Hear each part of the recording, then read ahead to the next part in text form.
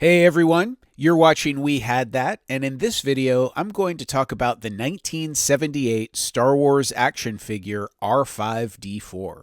Even though I know my family saw Star Wars in the theater, I was too young to remember that experience. However, I vividly remember the first time I saw Star Wars figures in the hands of another kid in my neighborhood on the way to school. I wanted Star Wars figures of my own so badly that it was painful having to wait until the next weekend to go to the store. I remember getting my first 4 figures with amazing clarity, which is surprising considering that event took place decades ago.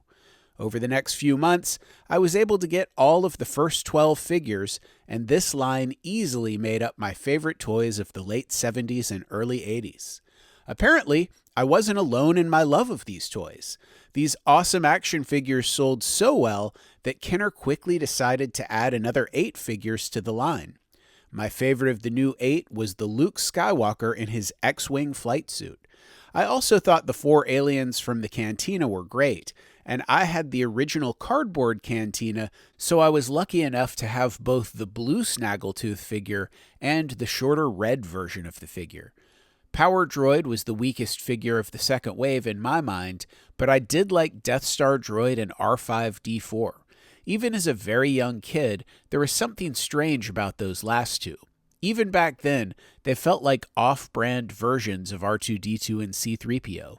In my mind, the Death Star Droid seemed like a sinister version of C-3PO, but R5-D4 was a harmless R2-D2 knockoff who spent equal time being a bad guy hanging out with Death Star Droid and a good guy having adventures with R2-D2 and C-3PO. R5-D4's big scene in Star Wars happens when Luke and his Uncle Owen are buying droids for their moisture farm. After purchasing R5-D4, the droid blows his motivator and Owen exchanges him for R2-D2. In this scene, Luke says something strange about R5-D4. Uncle Owen, this R2 unit has a bad motivator. How could this droid be an R2 unit when his designation is R5-D4? Wouldn't he be an R5 unit? However, if you think about it, no one ever calls the droid R5-D4 anywhere else in the movie. Luke first refers to the droid as Red before the motivator incident. From what I've read, apparently Kenner named the action figure, and I guess whoever came up with the name wasn't really paying attention to the only dialogue about this droid in the entire movie when they decided to call him R5-D4. As more material came out about Star Wars, we learned that R2-D2 and all of the other droids who look pretty much like him are Astromech droids. There are several Star Wars sources that go into more detail about R5-D4.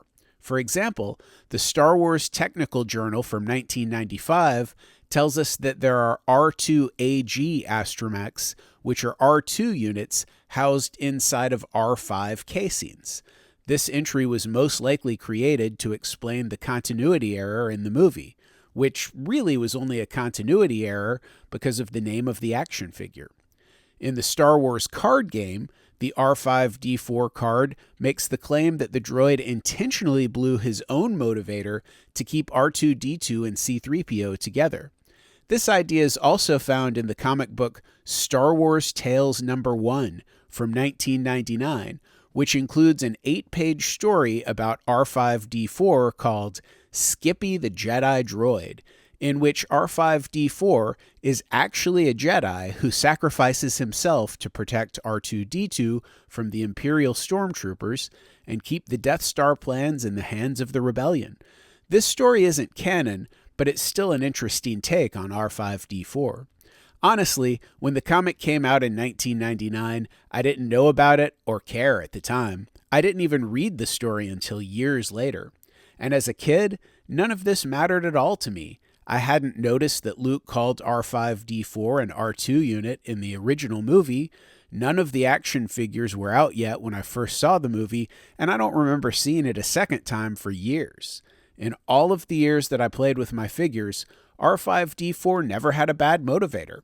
My Star Wars adventures had very little to do with the movies themselves anyway.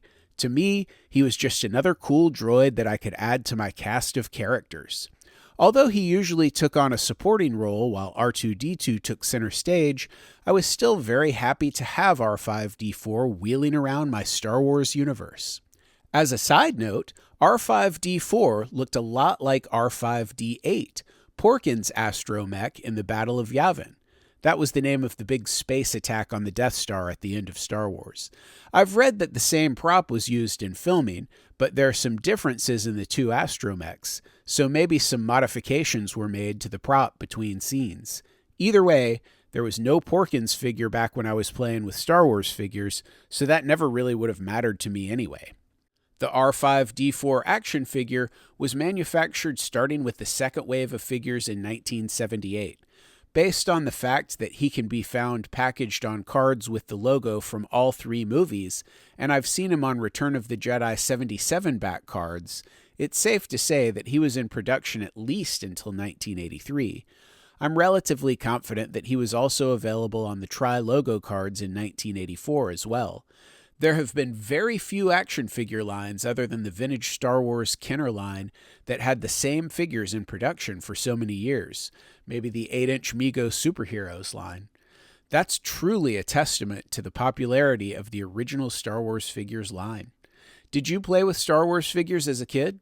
If so, who was your favorite figure? Do you remember what you thought of R5-D4 when you were a kid? Tell me in the comments below. Also, please give this video a thumbs up and share it on social media. If you enjoy my content, please subscribe to my channel and hit that notifications bell so that you'll be notified when I post new videos. And one last thing, if you're a fan of toys, you should know about Toylanta, the biggest toy show in the southeastern United States, held annually just north of Atlanta, Georgia. Visit Toylanta.com for more information. As always, thanks for watching.